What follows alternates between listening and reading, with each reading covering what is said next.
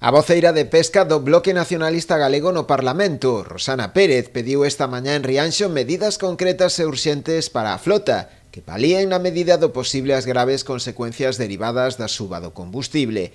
Para a nacionalista, a situación que atravesa o sector é hoxe insostible, derivada dunha perda de ingresos moi importante, o que abocou o sector ao amarre, o non resultarlle rendible saír a faenar. Baixo o noso punto de vista, as administracións deberán ter tomado medidas hai moito tempo. Lembremos que, aínda que a situación efectivamente se agravou nos últimos, é dicir, de primeiros de ano para aquí, lembremos que a frota pesqueira galega dou a voz de alarma hai máis dun ano cando o prezo do combustível pesqueiro empezou a encarecerse.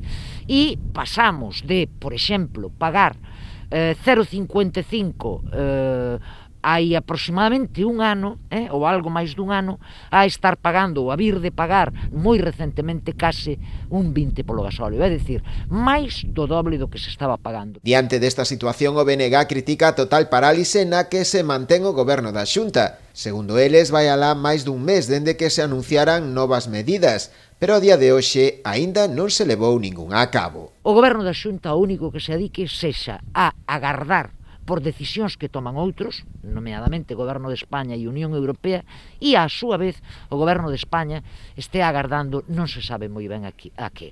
Non é de recibo que despois de máis dun mes de anunciar medidas, se sigan precisamente sin tomar. Aínda despois da reunión de onte, do sector co ministro, non se tomou ningunha e aínda se pospoñen outra vez para a semana que ven. Así, entre outras cuestións, pídenlle ás dúas administracións con competencias na materia, tanto a central como a autonómica, unha exoneración real das cotas das tasas portuarias, que se poñan en marcha compensacións polos amarres, así como que se formulen medidas que evitan a suba constante no prezo do combustible profesional ou a da rebaixa do IVE para os produtos do mar.